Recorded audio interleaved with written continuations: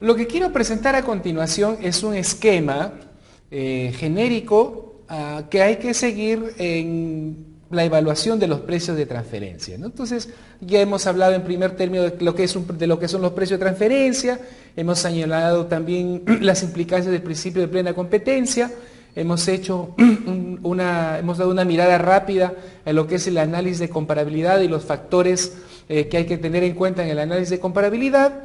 Y pues lo que toca ahora es ya ver cuál sería la secuencia a seguir en la aplicación de los precios de transferencia. Entonces, en este esquema genérico, pues lo primero que hay que ver es si las operaciones están en el ámbito de los precios de transferencia. A tal efecto, pues en su momento explicaremos las normas vigentes en el Perú que han señalado cuáles transacciones deben considerarse en el ámbito de los precios de transferencia. Y si está una operación en el ámbito, pues es necesario evaluar el valor de mercado. Es necesario evaluar si el precio pactado está a mercado. Para evaluar significa en precio de transferencia comparar. Hay que comparar con las operaciones de mercado y a tal efecto hay que hacer valga la redundancia, análisis de comparabilidad para definir cuáles son las empresas o cuáles son las transacciones que necesitamos tomar como comparables y comprobar si nuestra transacción de la que estamos haciendo el análisis está dentro del mercado. Y si no está dentro del mercado, lo que necesitamos es hacer una cuantificación del valor de mercado.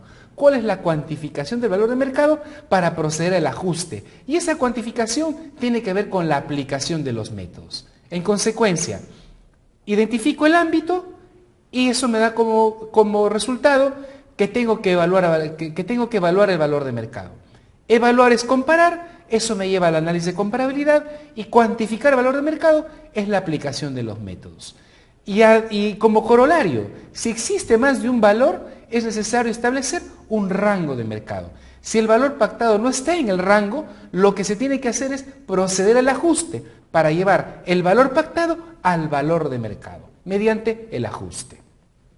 Lo que voy a comentarles a continuación es alguno de los esquemas de planificación, pero de manera genérica, que nos den una idea, ya desde la perspectiva tributaria, cuál es el interés de utilizar los precios de transferencia en la planificación. En la planificación tributaria con fines de reducción de impuestos. No debemos perder de vista que precio de transferencia es un elemento más que puede usarse en la planificación tributaria. Y la planificación tributaria, uno de cuyos objetivos, naturalmente, es reducir el gasto tributario para las empresas. Tengamos aquí una primera situación en la cual tenemos un sujeto inafecto y un sujeto afecto. Lo que quiero que hagamos aquí es el esfuerzo de imaginar que eventualmente, en vez de tener un sujeto inafecto, podríamos tener una jurisdicción con imposición nula, es decir, alguno de los paraísos fiscales, como ya vamos a ver, las transacciones con ellos también están dentro del ámbito de los precios de transferencia. O sea, podría tratarse de una operación con un sujeto localizado en un paraíso fiscal o un sujeto inafecto a impuesto a la renta, ¿no? Entonces, para los fines, el resultado es el mismo. Veamos una situación en la cual, en primer lugar, se pacta valor de mercado. Entonces, tenemos aquí que el sujeto inafecto tiene unas ventas a terceros por 100, tiene unas ventas a vinculadas por 60, las ventas totales son 160, bueno, tiene unos costos o gastos con terceros que son de 50 y tiene unos gastos totales de 50, tiene una utilidad antes de impuesto de 110. Como el sujeto es inafecto, el impuesto a la renta aquí es 0. Vamos al sujeto afecto. El sujeto afecto tiene ventas a terceros por 200, ¿no?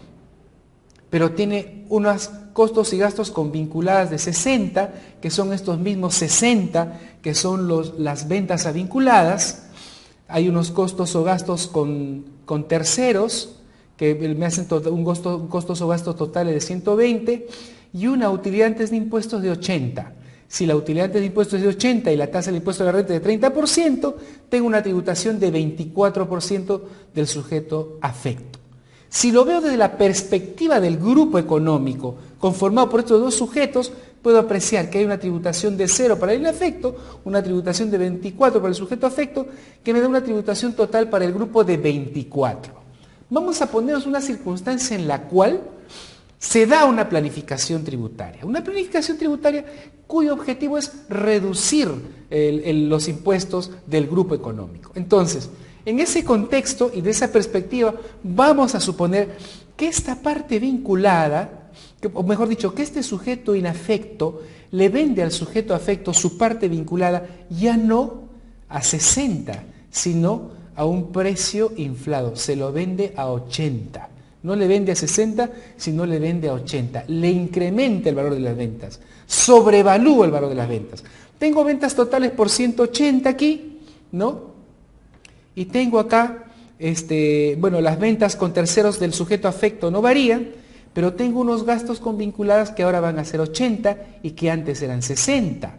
Tengo unos gastos totales de 140, mientras que los gastos totales para el sujeto inafecto son de 50. Veo aquí, en primer término, que producto de este incremento de precio, la utilidad antes de impuesto para el sujeto inafecto ya no es 110, sino es de 130, o sea que la utilidad antes de impuesto para el sujeto inafecto se ha visto incrementado. Sin embargo, el efecto tributario aquí es cero porque es inafecto, se puede incrementarse cuanto quiera las utilidades, la tributación seguirá siendo cero. Sin embargo, aquí, producto de estas operaciones y producto del mayor gasto o costo-gasto con vinculada, la utilidad antes de impuestos se ha visto reducida, ya no es 80, sino es de 60, y lo que me da como resultado un impuesto a la renta de 18. La tributación del grupo, ¿cuál es? 0 más 18, 18, y la tributación del grupo a valor de mercado era de 24. Se ha logrado en este esquema una reducción de 6 unidades monetarias, que pueden ser 6 millones, 6 billones, lo que esté evaluándose, lo que esté en juego, pero se aprecia claramente que producto de una manipulación de precios, para este caso una sobrevaluación para el sujeto inafecto o para el sujeto localizado en un paraíso fiscal, pues llevo hacia este lado los beneficios y genero una reducción de la imposición en 6 puntos para el grupo. Esa es la idea de una planificación con un sujeto inafecto o con un paraíso fiscal.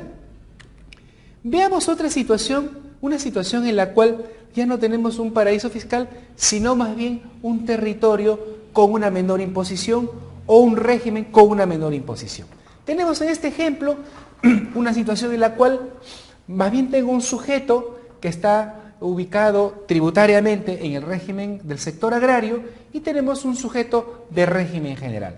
Veamos la tributación a valor de mercado del sujeto del sector agrario. Tenemos ventas por 100, ventas a vinculadas de 60, similar a nuestro ejemplo anterior, unas ventas totales de 160, costos y gastos con vinculadas aquí no hay, pero costos y gastos con terceros son de 50, costos y gastos totales de 50, utilidad antes de impuesto de 110, hay una tributación del 15%, esto me genera una tributación efectiva de 16,5.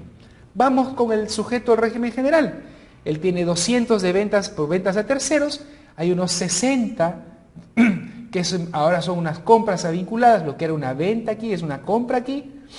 Tengo unos costos con terceros de 60, tengo unos gastos totales de 120, una utilidad antes de impuesto de 80, una base imponible de 24. Aplico la tasa del 30%, perdón, una base imponible de 80, aplico mi tasa del impuesto a la renta de 30, tengo 24 de impuestos. ¿Cuál es la tributación del grupo? 16 más 24, 16.5 más 24, 40.5 de tributación. Nuevamente, vamos a una situación en la cual voy a transferir beneficios vía la manipulación de precios. A tal efecto, esta venta que era de 60 ya no será más de 60, la pongo a 80 y aquí quiero que se note lo siguiente. De lo que se trata en estas planificaciones es de transferir los beneficios ¿hacia dónde? Hacia el territorio o hacia el sujeto que tiene el régimen tributario más favorable. Entonces, ya esta venta no va a ser de 60, sino va a ser de 80. ¿Por qué? Porque allí es donde tengo mi alícuota más favorable del 15%. Tengo una venta de terceros a 100, ahora mi venta es de 80, esto ya me da unas ventas totales de 180, los gastos son los mismos, la utilidad antes de impuesto ahora ya va a ser de 130, ya no va a ser de 110. Se ha incrementado la utilidad, que es lo que quería. ¿Por qué? Porque tengo que tener la mayor utilidad desde la perspectiva de esta fiscalización, donde está la menor imposición. La menor imposición está aquí con su 15% y esto me da un impuesto de 19,5%. Exactamente lo contrario ha pasado con el sujeto del régimen general, quien ahora ve incrementado sus gastos o sus costos en 80. O sea, ha incrementado a 80, o sea, se han incrementado en 20. Tengo 200 menos estos 140, tengo una utilidad antes de impuesto de 60, ¿no?, que antes era de 80, ahora es de 60, le aplico la tasa del 30% y me da una imposición de 18, que sumado me genera una imposición del grupo de 37,5. Lo que era una imposición para el grupo de 40,5, ahora se convierte en una imposición de 37,5 sobre la base de una manipulación de los precios, de un incremento de los precios con el objetivo de llevar la utilidad hacia el territorio o hacia el régimen más favorable. De eso se tratan las planificaciones de precios de transferencia. Lo que vamos a hacer ahora es graficar un esquema básico de planificación que tiene que ver con una prestación de servicio, concretamente una asistencia técnica, ¿no? Entonces, como ustedes saben, la asistencia técnica es un servicio pues que genera una renta cuya tributación es del 15%, a diferencia de muchas otras rentas de no domiciliados, pues que tributan al 30%. Entonces, en nuestro ejemplo, tenemos a la residente peruana que tiene unas ventas de 200 y recibe una asistencia técnica por 80 de su parte vinculada no domiciliada, tiene otros costos o gastos por 60, lo que le genera un total de costos o gastos de 140, una utilidad antes de impuestos de 60 y un impuesto a la renta de 18. Muy bien. Entonces, tenemos por un lado, en el régimen general, el sujeto que está residente y que está en el régimen general, una tributación de 18. Por otro lado, la no residente que está vinculada, presta una asistencia técnica que le significa una renta de 80%, respecto de la cual es sujeta a una retención del 15% y me genera una tributación de 12 días la retención. Entonces, la tributación de este grupo son los 12 del no residente más los 18 del residente que está en el régimen general, dándome un total de una tributación de 30%. Pensemos en una planificación en la cual la asistencia técnica la voy a sobrevaluar. La voy a sobrevaluar y voy a decir que no se pactó a 80, sino se pactó a 100. Se manipula el precio, dice, no, estos servicios de apoyo, de enseñanza, de cuestiones técnicas que han venido acá los técnicos, han venido a explicar cosas o a instalar algo, a enseñarnos algo, no valen 80, sino valen 100. Vamos a incrementar ese valor. Entonces, veamos cómo va con la residente peruana. Tiene un total de ventas de 200, esta asistencia técnica de 100, una mayor deducción, otros costos y gastos de 60, tengo un total de costos y gastos de 160 y una utilidad antes de impuesto de 40. Ya no es la utilidad antes de impuesto de 60 que tenía antes, sino una utilidad antes de impuesto de 40. Aplico un impuesto a la renta de 30%, tengo 12 de tributación para la residente peruana. Claro, esto tiene una contrapartida para el no residente. Ahora la renta va a ser mayor. Ya no va a tributar sobre 80, ahora va a tributar sobre 100. Pero ¿cuál es la ventaja? Que va a aplicar una alícuota del 15%.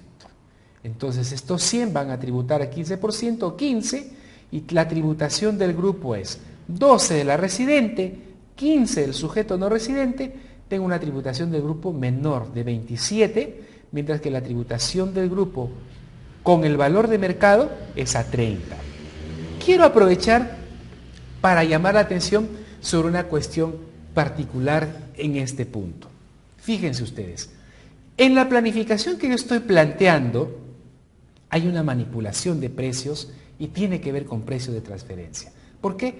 Porque hay partes vinculadas y nosotros hemos señalado que una operación de precio de transferencia es una operación que tiene lugar entre partes vinculadas. Muy bien. Una manera de hacer la planificación distinta a la manipulación de precios puede darse cuando yo califico la renta de una manera distinta.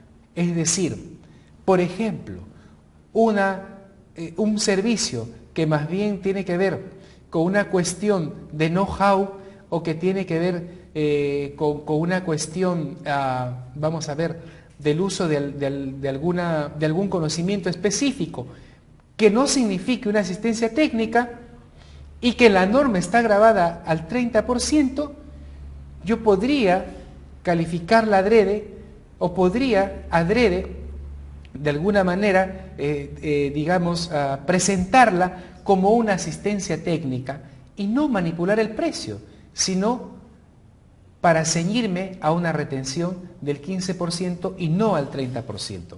Esa es otra manera de generar una situación de manipulación, ya no con la base imponible de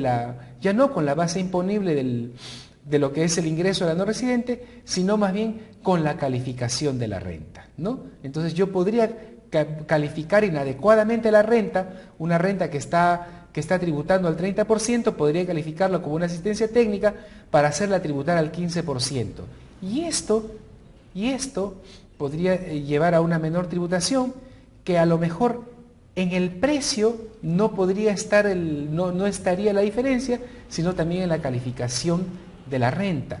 Esto también es una operación de precio de transferencia y el objetivo, una vez más, es transferir beneficios para lograr una ventaja tributaria. Esto también podría verse como una situación de precio de transferencia.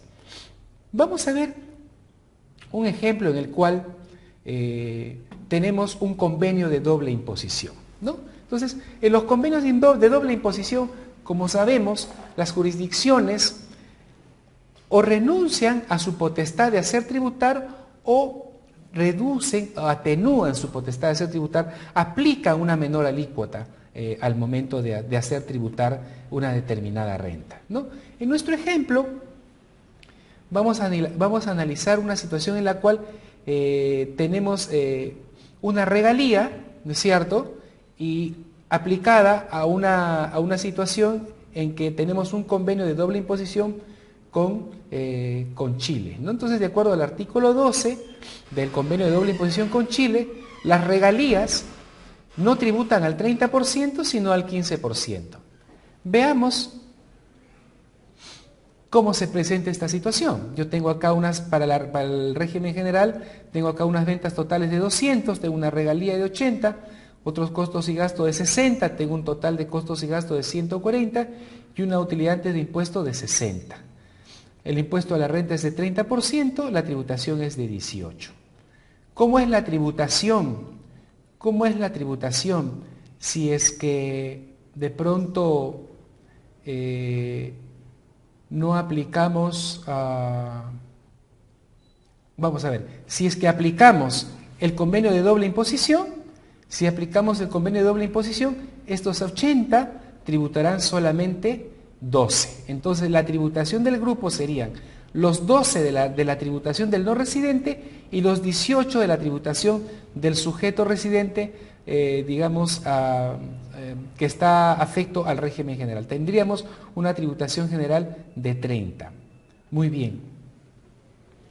¿Qué pasaría si no existiera un convenio de doble imposición? Si no existiera un convenio de doble imposición, esta regalía de 80,